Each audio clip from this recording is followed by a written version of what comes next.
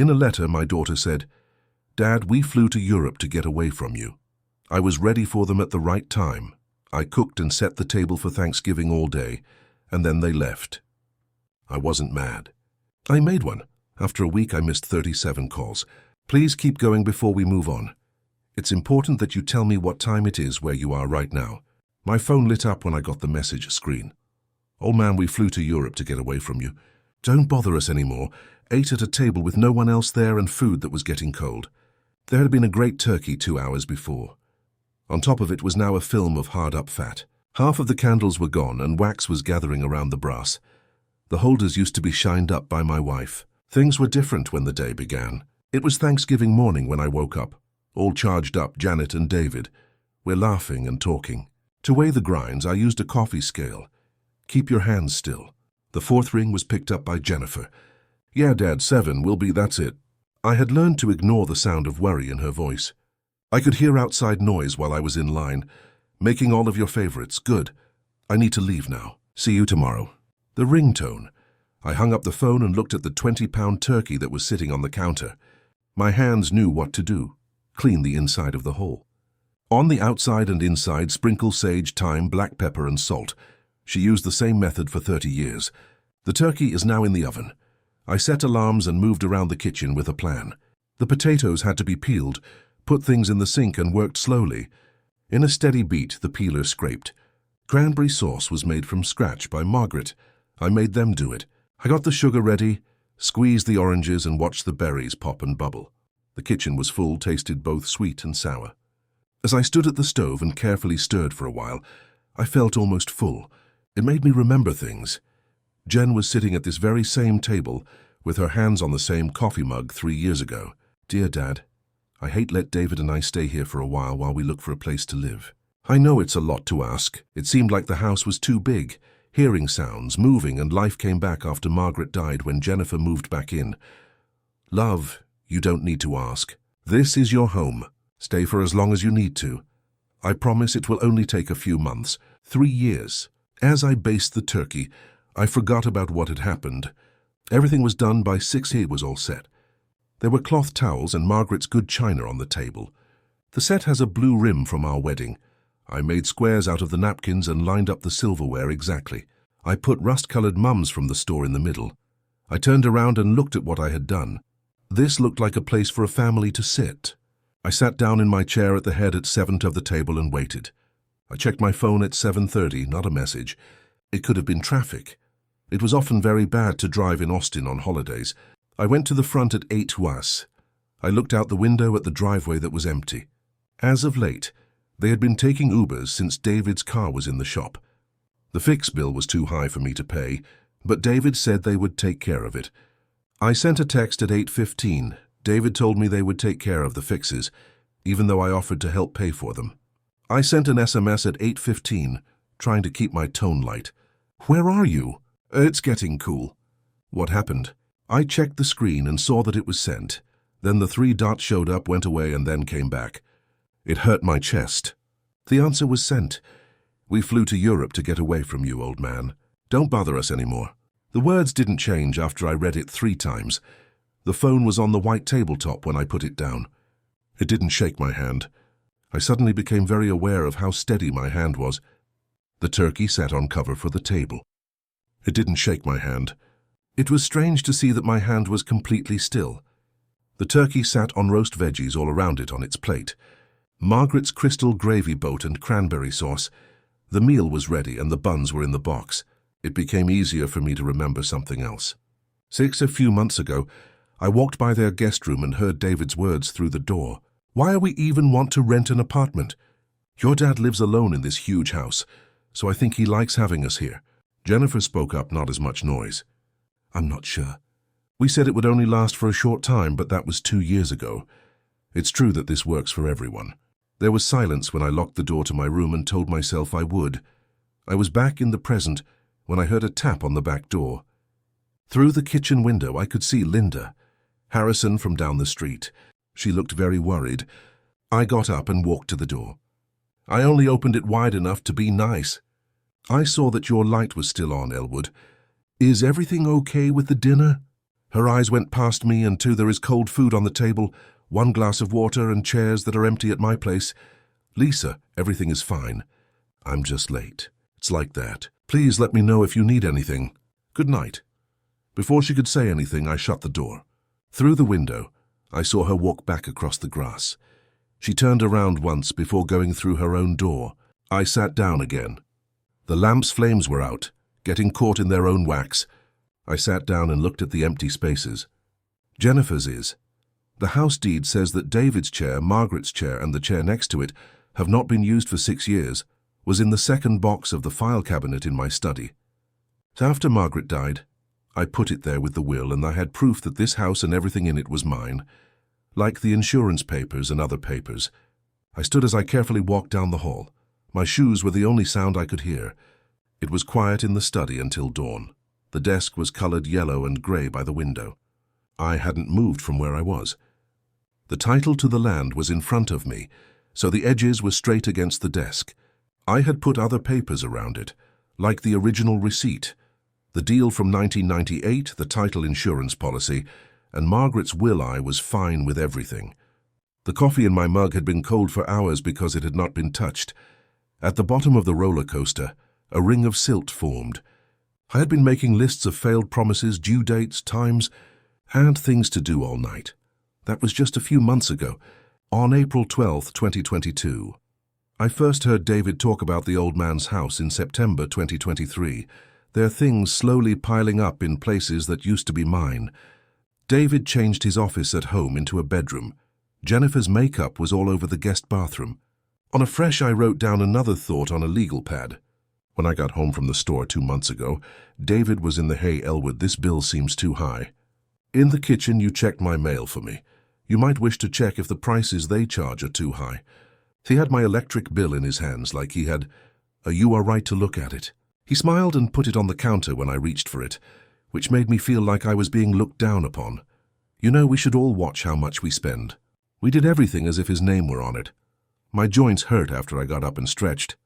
The house next door was dark from the window. Linda has Toby waking up soon and beginning her morning routine. She might worry about me today and wonder if she should call me. Made it a point to be seen and look good. The bathroom mirror showed a man who looked like he had gained weight and lost some of his hair. There were deep lines around my eyes. After a careful shave, I put on clean pants and a button-down shirt and was ready to go. I'd do it right. I called Marcus at 9 o'clock. Webb heard the second ring. This comes as a surprise to Judge Turner. "Marcus, I need your help. Help with the law. Stillness." Marcus had helped me for 15 years in family court, seeing me decide what to do, write my thoughts, and organize my schedule. He knew how I did things, of certainly what's going on. "Could we meet this afternoon? I'd rather talk about it with you. 2 at my workplace, I'll be there." I wrote down everything this morning. With my phone, I went through each room and took shots of everything. Jennifer's clothes were all over the main guest room floor. The dumbbells that David had were taking up room in the sunroom. Their dishes from when they ate were still in the sink from when they flew away. In the main office, I remembered that David's computer stuff was on top of the old desk that Margaret had fixed up. Both, there are displays, a game keyboard with bright LED lights and lots of wires all over the place.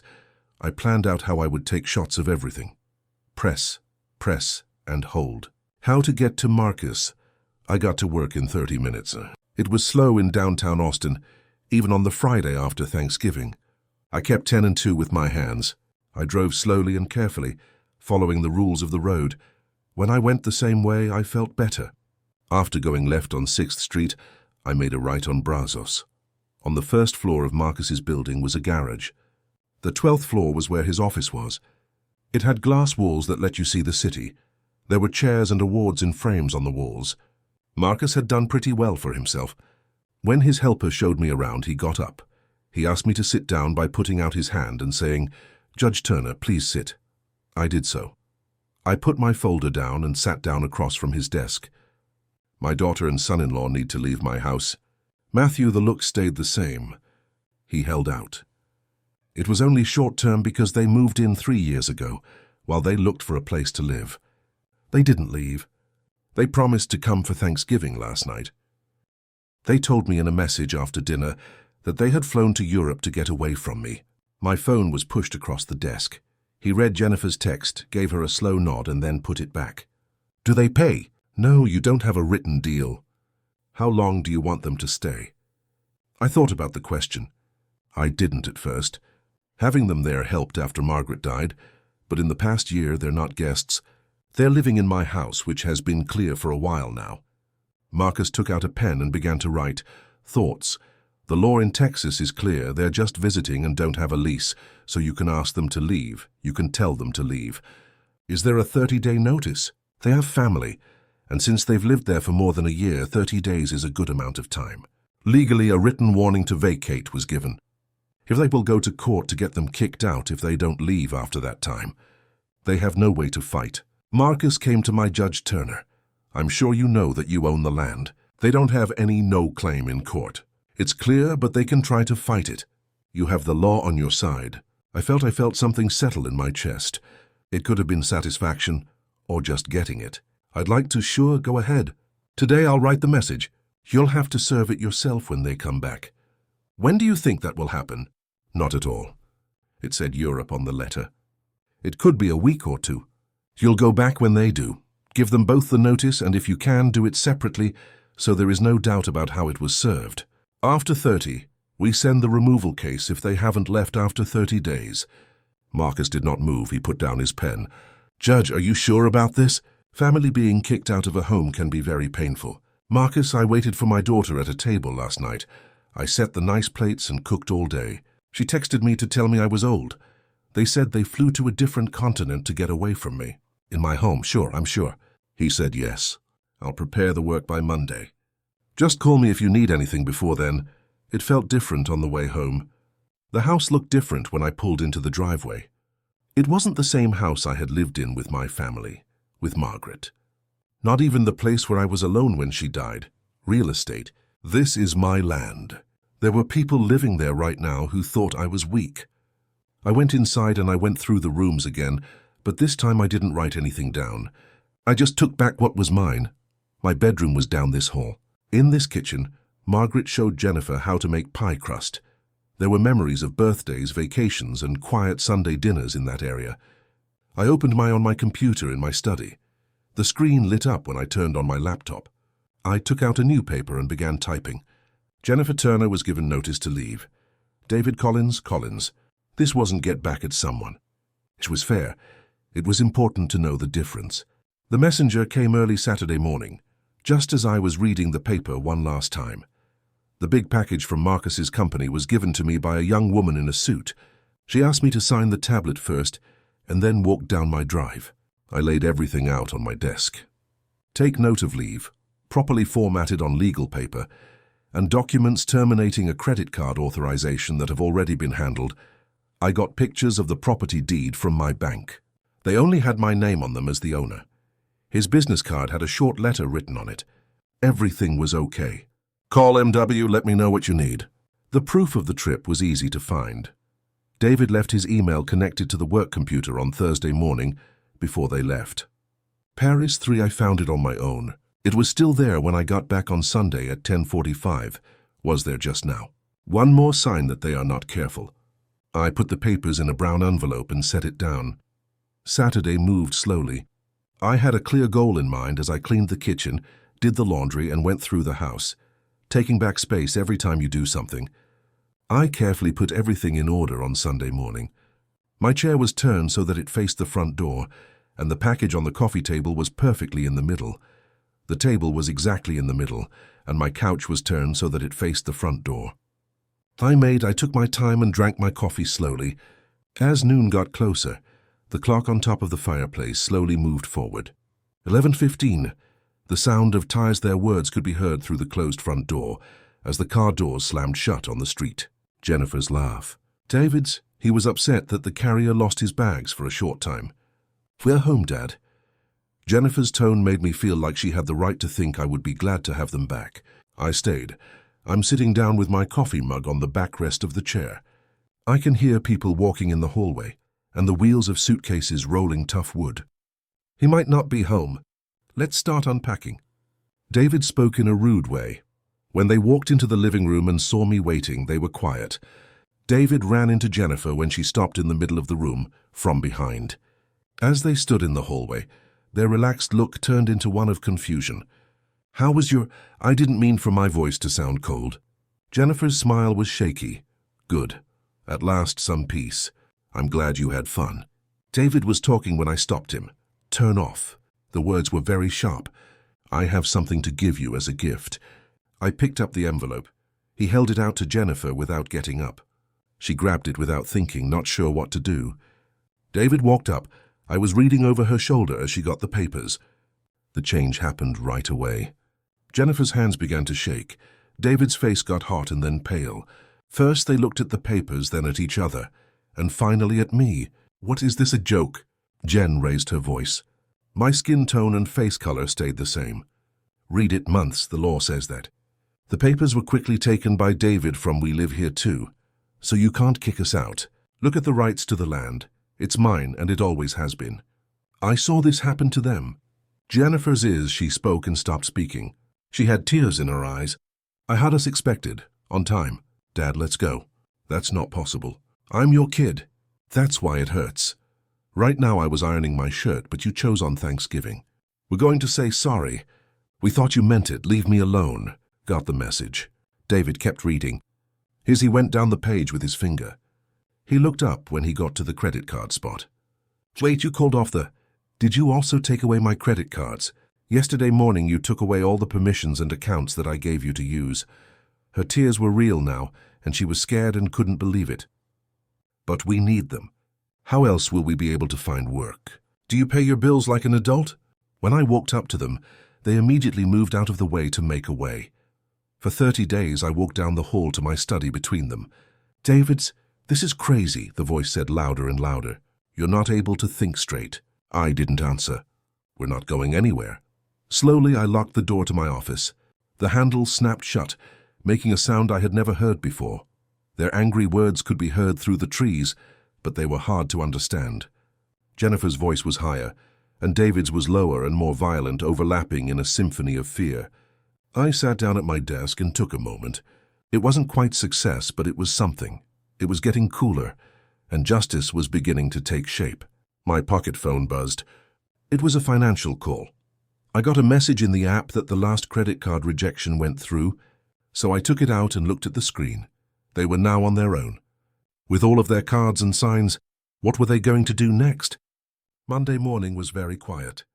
Jennifer and David stayed in their room, and sometimes their angry whispers turned into yells that could be heard through the walls. I made breakfast and ate it at the kitchen table by myself. After that I cleaned up. I didn't read the newspaper that was next to my coffee because I was listening. The old man was having a fit, and David's voice was very loud. I thought it was meant to be that way. "Give it a week." Jennifer's answer was softer and less sure. I couldn't hear she sounded like she wanted to believe him, so I wrote down what he said in my journal. December 1st, 9:47 a.m. People still think the problem will pass. There's no sign that they're trying to find a solution. I was in the study on Tuesday afternoon when I heard Jennifer's car pull into the driveway. After 30 minutes, the front door slammed shut with so much force that it shook the frame. "Lloyd," she never called me by my— I put down my pen and went to the kitchen to start making dinner, which I had already planned to do. "You really did it. You cancelled everything." When she saw me, she looked shocked. I had a pot of water on the stove to boil. Tears and spots were on my face. I opened the pantry, chose some spaghetti, and measured out AA's promised I would serve you one part. David walked up behind her and stood in the kitchen opening. You can't stop someone from taking a strong stance with their chest out and shoulders back. This is financial abuse. While the pasta was cooking, I turned around to face them and stirred it slowly. She's being let go, not cut off. You both have jobs, so it's time to do them. Jennifer's voice broke. "We can't do this. We could live on our salaries. If not, you've been spending more than you earn." I returned my attention to the fire. The event at the coffee shop seemed to have finally pushed her over the edge. She had told me that one time. Monday through Tuesday, she always had a fancy coffee and a cookie as a treat, meetings with clients. Standing at the register while the card reader beeped to say no, the bartender said she was sorry. People behind her were looking at their phones and moving their weight from foot to foot, which made her look confused. Jennifer was fumbling for another card, shaking hands. The same thing happened. The bank worker was professional, fair, and allowed to use the card. The main account user took away the rights. All changes were made based on his instructions. Jennifer had been calling from her car in the parking lot. With each word, her voice got louder until she was yelling at someone who couldn't help her. When she got to my kitchen, the truth finally hit her. What are we there for? Adults should get an apartment, pay their own bills, and act like adults. I didn't do any of those things. As they left, I did nothing but stir my noodles and wait for the water to boil again. Wednesday was a good day until David's car left in the middle of the day and came back around 5 p.m. Through the window, I saw them unloading what looked like court papers. They went right to there at 6:15. Someone knocked on the door. When I opened it, a businesswoman was standing there. "Hello? My name is Elwood Turner, and I've served you." Before I could say anything, she took the package, wrote something on her clipboard, and walked back to her car. I locked the door and took the package into my study. I carefully opened it, took out the papers, read them all, and then asked for a review of the mind. The wording was clinical, impersonal, and far away. Acting erratically and suddenly, stopping family ties for no reason, and not having enough money. Harsh behavior that could be a sign of schizophrenia or brain damage, which could be dangerous. He read it again, put it on my desk, and lined it up with the edge. I leaned back in my chair. They had gone further than I thought they would. Not only were they against the eviction, but they were also mean to my Jennifer could go after me if she was successful at showing that my actions were mental decline, control my money, decide what medical care I get, and lock me in they were running my life. And I didn't want to live in my own house while they were in charge.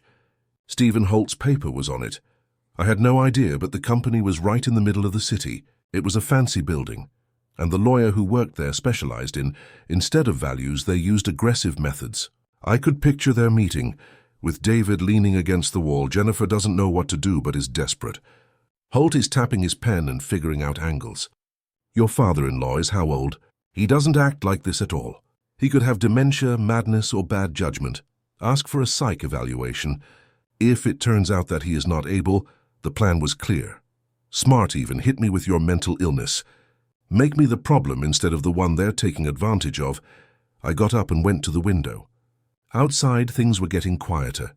Lisa's kitchen had lights on, and a dog walker walked by a streetlight. It looked like everything was fine and calm.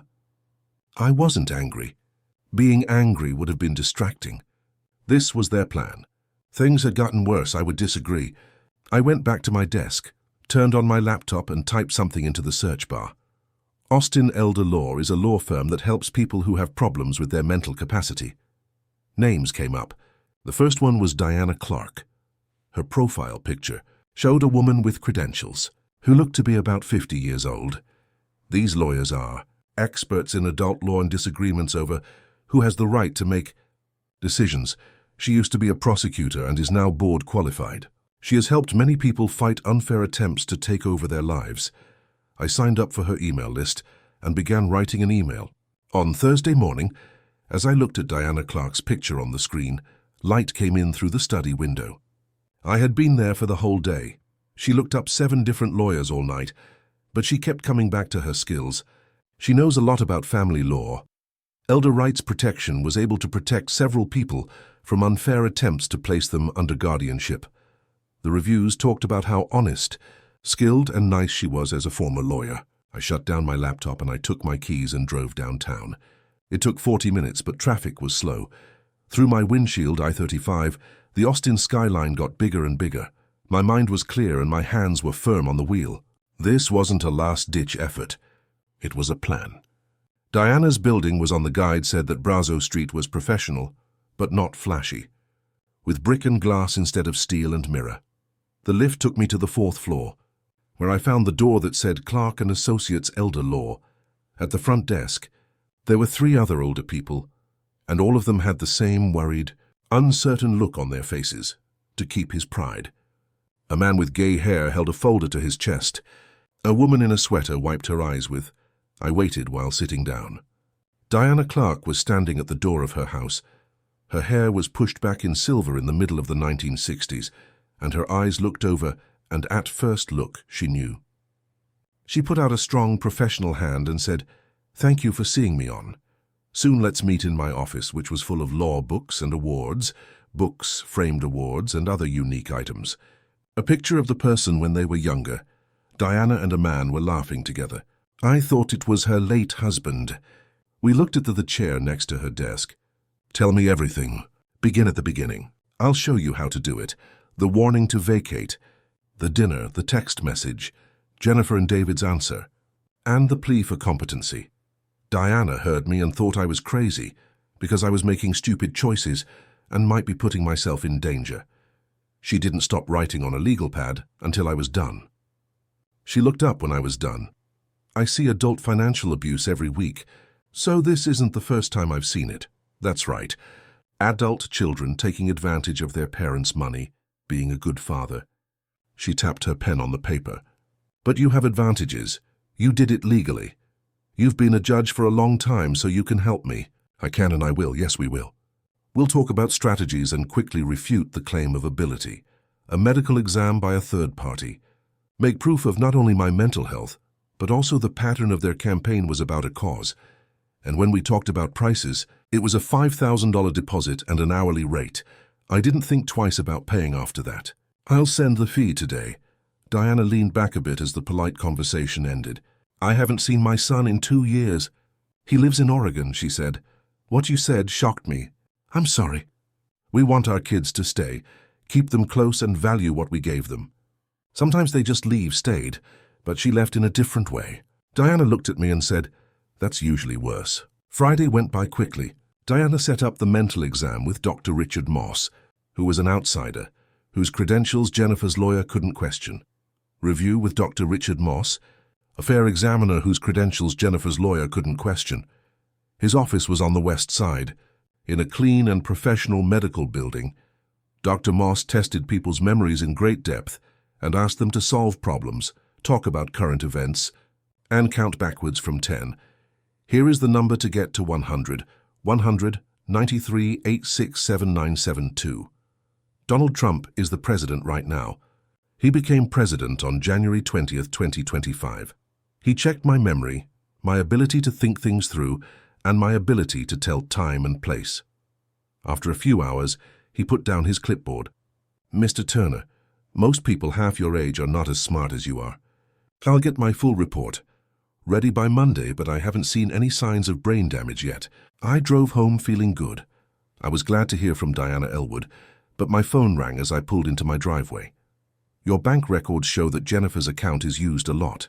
She has power of attorney over your money. $2,500 to $2,000 a month for 2 years. I gave it to her in case of an emergency, but this isn't one. What did you say about these?" There was silence for a long time. I saw Jennifer's shadow move by the kitchen window. She was cool but angry, and her voice said $45,000. This changes everything. My chest tightened. It wasn't really a surprise, but it was more of as the last piece of a puzzle fit together. I could see the whole picture I had been trying to avoid. "When can we get together to finish the picture? Talk about this? Tomorrow at 10 a.m. in my office." I hung up and sat down. I was in the dark of my study, adding up 2 years of betrayal in my head. The number kept going up. On Saturday morning, before going to Diana's office, I stopped at the coffee shop on Congress Avenue. The server knew what I wanted. Black, no sugar. I brought 2 cups because I thought Diana would drink hers the same way. Like you, we like to get things done. When I got there, she was already there, with papers spread out on her conference table. The bank records I had looked over the night before were highlighted in yellow and pink with patterns. It was the weekend, showing up in color-coded proof. You and I both didn't sleep much. I put her coffee down and she took it without saying anything. She sipped it and nodded. Diana showed me how to do each move when we got down. Her finger made a timeline. She sent $500 3 years ago to see what would happen. She was counting on the fact that I would trust her. Can you see how the amounts went up? The amounts got mixed up. $850, $1,200, and then $1,500 to $2,000 a month. $45,000 spread out over 2 years. This is a classic case of financial abuse. The power of attorney it was only for emergencies, I told her. If something happened to me, she could make decisions about my medical care and pay for her own living costs. Diana kept showing the facts. Jennifer had been very careful and kept track of all the amounts. The amounts were small enough that bank alerts wouldn't go off, but they added up to show that the theft was planned and did over time. It looked like authorized entry. So Diana asked, "Can we check it out without getting in trouble? You can ask for legal reparations, but Elwood, this is theft. It's against the law to harm an old person. Still my daughter who stole $45,000 from you and is now trying to get you to found not capable." I read the claims. "What would you do?" "I'd file Dot for payment. If things get worse, don't be afraid to go to jail. Show that you're serious." We worked all morning. Diana's legalese turned my pain into clear accusations and my anger into writing the answer. It was noon, and we were both hungry. "There's a cow down the... Let's walk 2 blocks outside in the December sun." As we walked, Austin's downtown changed. Tourists, students, and business people were going about their Saturday. Diana talked of how the city has changed. The neighborhoods she remembered from 30 years ago are not the same now. The calf showed her we got coffee and sandwiches and sat in a corner table for 2 hours. We talked about a lot of different things. He died 4 years ago. He had pancreatic cancer, and it was 6 months before they found out he was sick. Cancer gets worse in 6 months and ends in death. "I'm sorry." That was quick, which was both kind and cruel. She didn't have time to get used to it, but she also didn't have time to suffer for a long time. My wife had a heart attack. She wasn't there 1 minute and then she was again. Diana's hand was on the table between us, and you tried to be perfect father afterward. Do both jobs. I failed.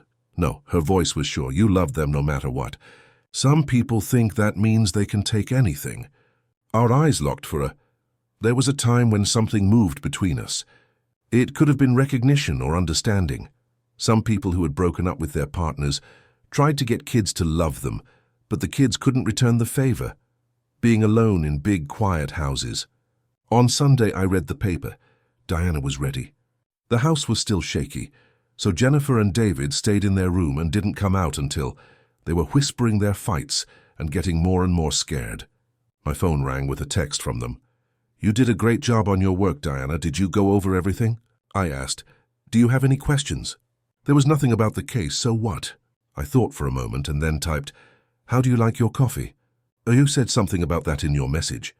After a while, a picture of a white mug with black coffee and steam coming out of it appeared. The coffee was black and had no sugar. Same here. We're realistic that way.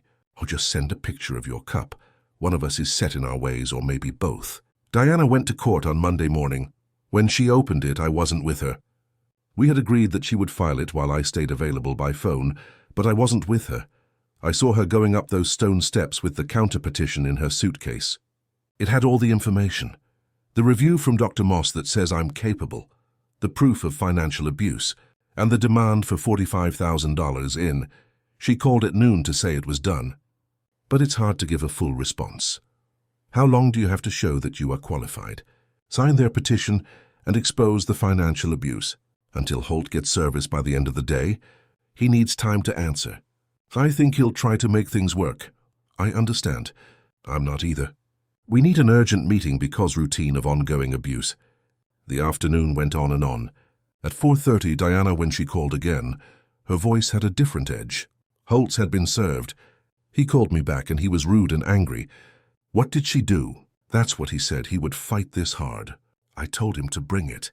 We have proof and he has lies. What now? Jen will go crazy when she finds out about those 37 missed calls. I guess we'll see them again on Tuesday. My phone rang in the morning, and Diana's name showed up on the screen. He picked up the call and is now crazy. How do you know? Diana's voice told me that lawyers make threats when they are scared. She has already called me 3 times and said she is going to fight. There was a hint of happiness in the calm voice. He is meeting with Jennifer and David this morning to show them I showed them the proof and told them how important this is. I think they'll call me. What are you going to do? I imagined Jennifer's name calling me, but there was no answer. I'm not going to answer. The first call came in at 10:40. I was in my study and the phone was buzzing against the wood desk. It was Jennifer's name and a picture from... She smiled at my birthday dinner 5 years ago. I let it go to voicemail and it rang again 30 seconds later. Another day, by noon, I had 8 calls. I carefully listened to each voicemail in turn. It was all pretty boring, but each one hit me hard. How could you? You said I stole something and I'm your daughter. They want to put me in jail. I thought she would be mad and deny it, and her voice was horn high with anger as she said it. Message 8 would have been different if I had made up the proof. Dad, please call me back. This is something we need to talk about. It was time to tell everything. The need was beginning. Message 19, her voice was thin. I'm truly sorry. Could you kindly call me? With my phone in my hand, I leaned back in my chair and thought about what sorry meant to her. Sorry she did it. Sorry she got caught. Diana stood on my porch with a suitcase in her hand, looking like a professional. The doorbell rang, which broke my train of thought. Sorry, but her eyes showed that she was worried. 23 calls. I pointed to my phone on the Diana, set down her suitcase, and moved a chair closer to us. Our case files were open between us as we sat in the lamplight. The phone rang again. 24, you don't have to, she said in a low voice. I know, but you're not sure if you should. I'm interested in what the 38th one will say. Will it be true or will it just be more talk? Diana put her hand on my shoulder. It was a simple, gentle touch that hurt sometimes, is the only teacher who works. More calls came in on Wednesday morning.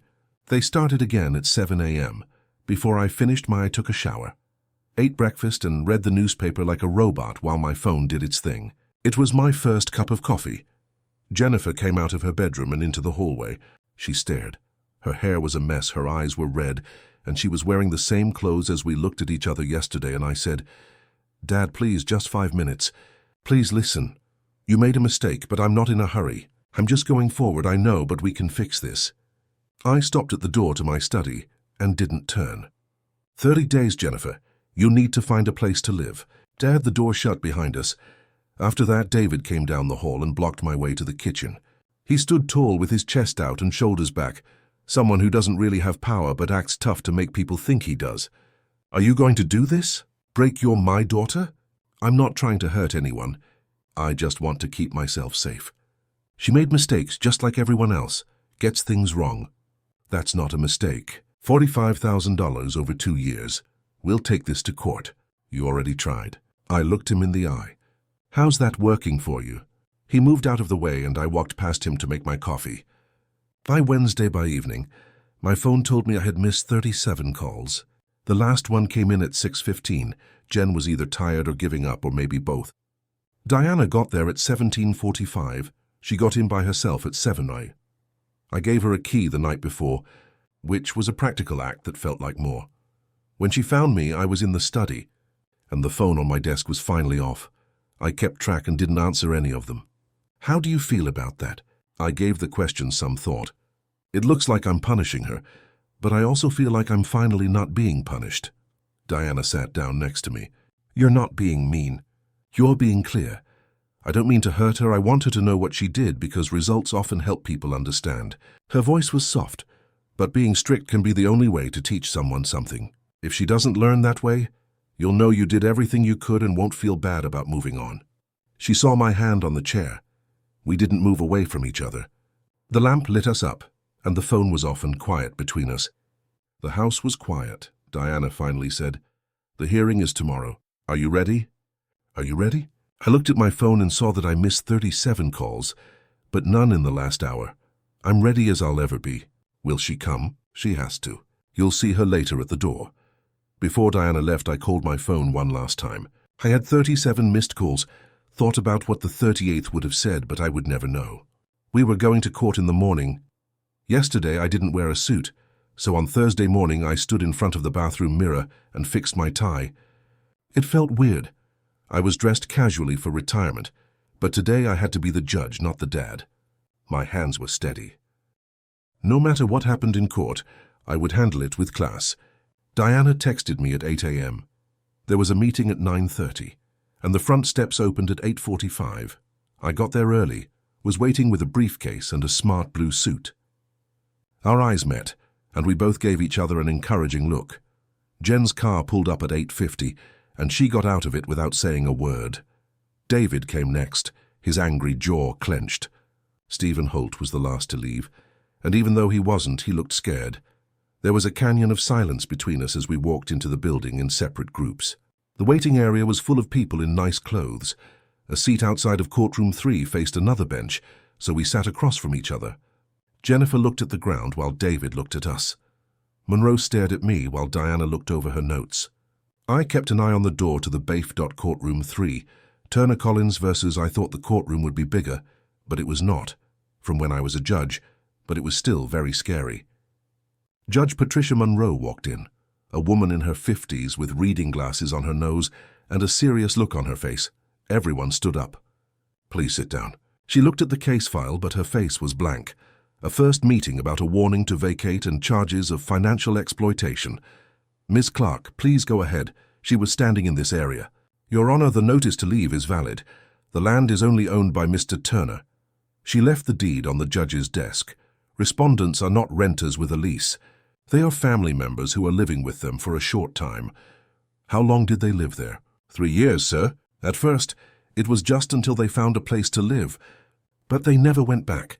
Diana showed them the bank records, which had 2 years' worth of unauthorized payments for each one. It was Ms. Collins's power to make moves worth $45,000 exclusively in emergencies. Your daily living costs don't count as emergencies. Monroe carefully read the papers. Diana then said, "Methodical and devastating. The mental health test, the trend of theft getting worse." The proof was strong on its own, and Holt's reasons against it were not strong.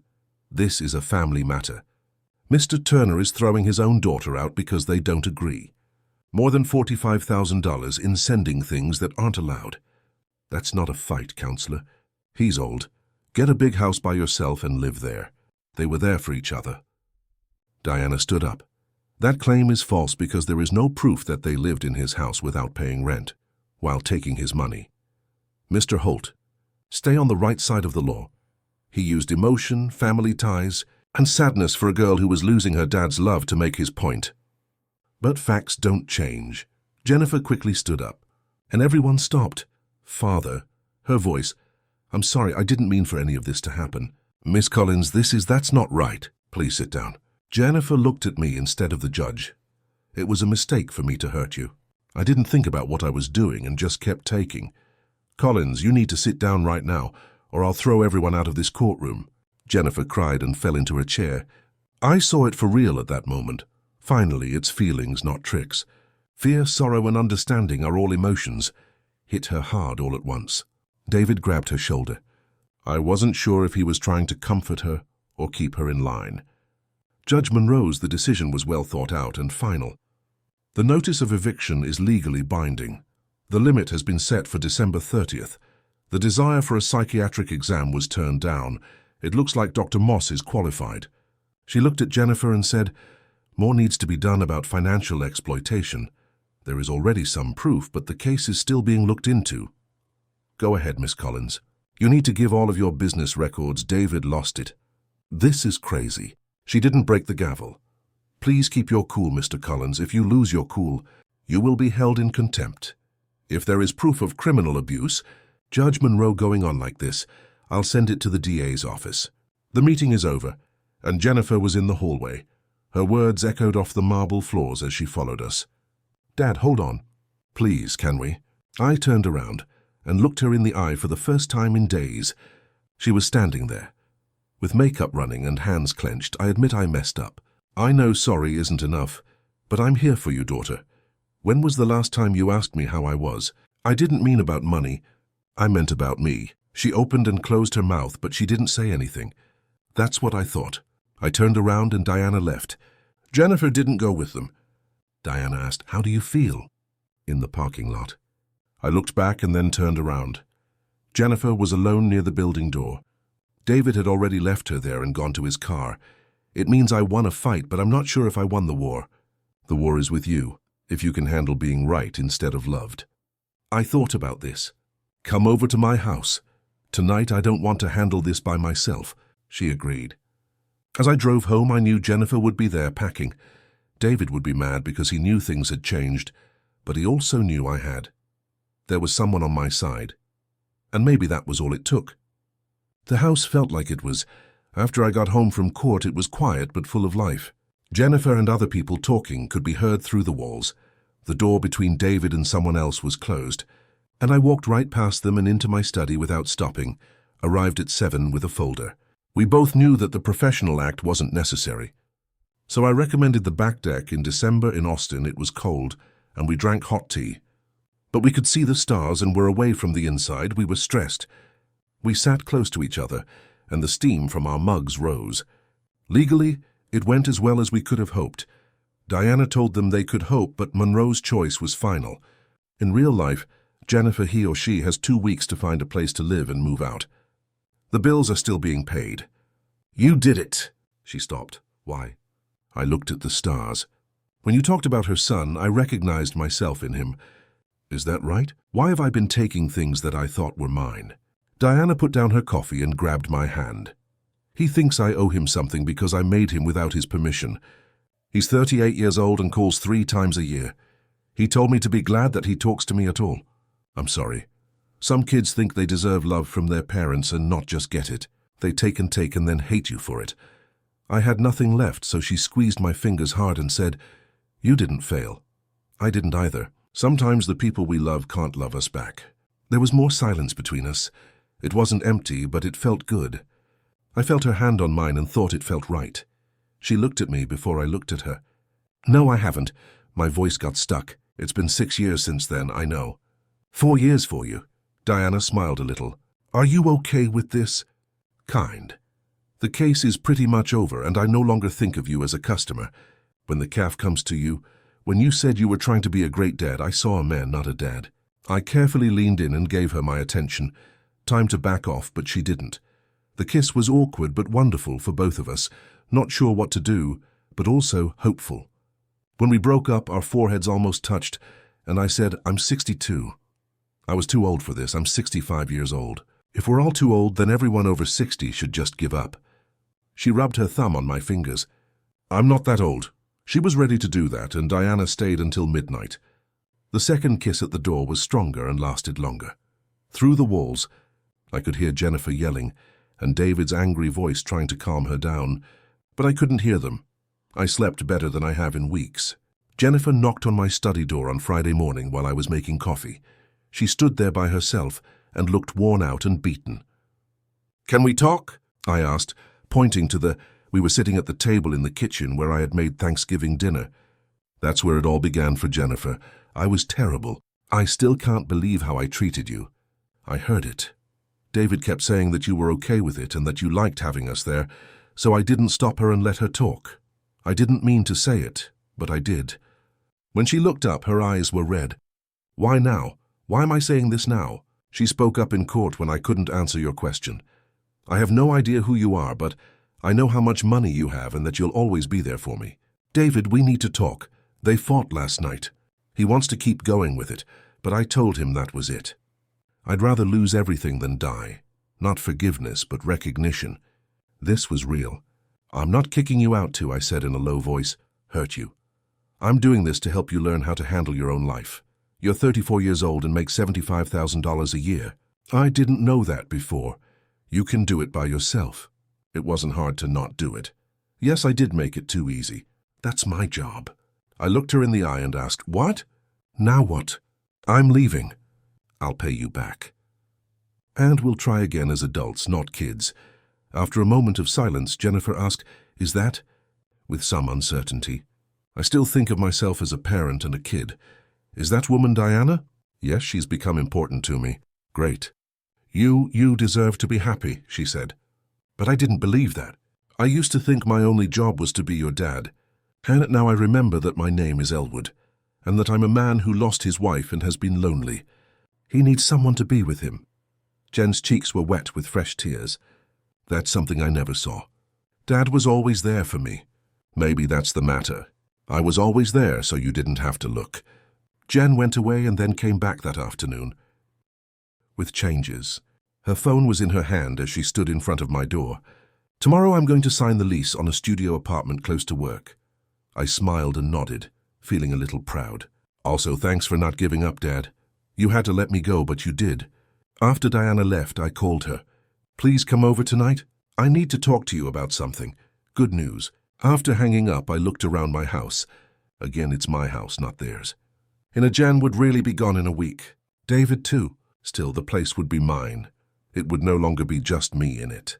Diana would be here, and Jennifer might come later as a friend instead of as an occupant. It was getting better, which is something I never thought it would be. My Saturday morning on my phone, Jennifer sent me a picture of a signed lease and 2 keys on a table. It was simple for me to answer, "I'm happy for you." There were not many people in the courts on Saturday. Jennifer and Holt came, and they were calm and professional. Diana and I met them in the hall next to Judge Monroe's office. "It's true, Miss Collins. You do owe $45,000 and agreed to the terms of payment." "That's right, sir. I'm taking full blame." "Okay, Mr. Turner. This plan works for you." "You are giving up on going to jail." "That's right, sir. My goal was never discipline, but taking care of things." Judge Monroe closed the case. "The case is over. I hope this taught everyone something." Jen went outside and talked to Diana. "Thanks for being a good representative for him." The answer Diana gave was cool. "You made the right choice when you agreed to terms."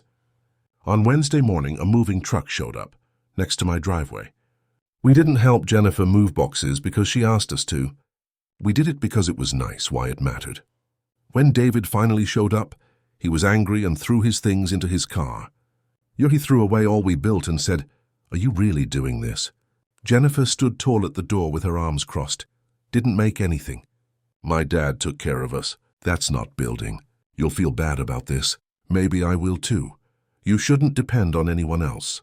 He rushed by and purposely bumped into her shoulder. She didn't bother him. I was free when I saw him drive off. I knew I would never see him again. Between Jennifer's departure and Christmas, my house was the quietest it had been in 3 years. Diana spent most of her evenings there. It was just the 2 of us making food and watching old movies while we sat and talked. I found her toothbrush and her in my bathroom. A book on the table next to my bed looked like it would stay there. I asked Jennifer to her question was whether Diana would be at the Christmas dinner. It seemed like they were pleased when I said yes. "Could I bring something? I'd like to make cookies on Christmas afternoon, if that's okay with you." Jennifer opened the door with a tin in her hand and wore simple clothes that I remembered from years ago. The question was small but important. Where do I put my coat? Living there. At first, dinner was tense, and the conversation was fresh and interesting, but Jennifer really needed our help with her apartment and job. The girl asked, "You look younger and lighter in some way. How long have you been dating?" Diana seemed happy as she looked at me. "Informally, it's been longer than 2 weeks. I'm glad, really. You both deserve this." Later, Jennifer stopped talking when she saw Diana and I laughing in the kitchen. It had been a long time since she had said something so softly. "I've never seen you this happy. I forgot how to be because of me." She gave Diana a soft pat on the shoulder and said, "Because I took up all the space. You were there, but you could have chosen not to be there." He made room. It's time for him to learn how to get it back. "I didn't just take the money," Jennifer said. "I took you lost your home, your peace, and your life. I got them back, and you're learning to. You are supposed to build your own." Jennifer gave me a quick hug at the door. He said, "Take care of him," and Diana said, "I will." "Jennifer, you take care of him. Really look after yourself. Don't let other people do it like you used to." I'm learning, but it's harder than I thought. Most of the time, the important things are what I said. "Can I come back for dinner sometime?" "Sure, as a guest or a friend. Daughter, but as yourself, not as the person you used to be." "Okay, I'll do it." We stood by the window in the living room and watched the snow fall. Austin doesn't get snow very often, so when it did, it was beautiful. "You did it," she said softly. "We did it." I put my hands over hers. "No, you set limits. You taught her. I saw you let yourself heal. Being outside in the snow made me feel better than I had in years. Justice wasn't about destroying things. It was about setting bounds, teaching and being responsible. Diana was here, Jennifer was learning, and I was getting better. Life wasn't over at age 62. It was just beginning. The snow kept falling. It was fall and everything was white. It was a fresh start. Diana's arms around me, and we both looked out the window to see what was going to happen next. Don't forget to follow and like this video. Also, let us know what you think of the story in the comments. Happy reading! To read the next story, click the box on the left.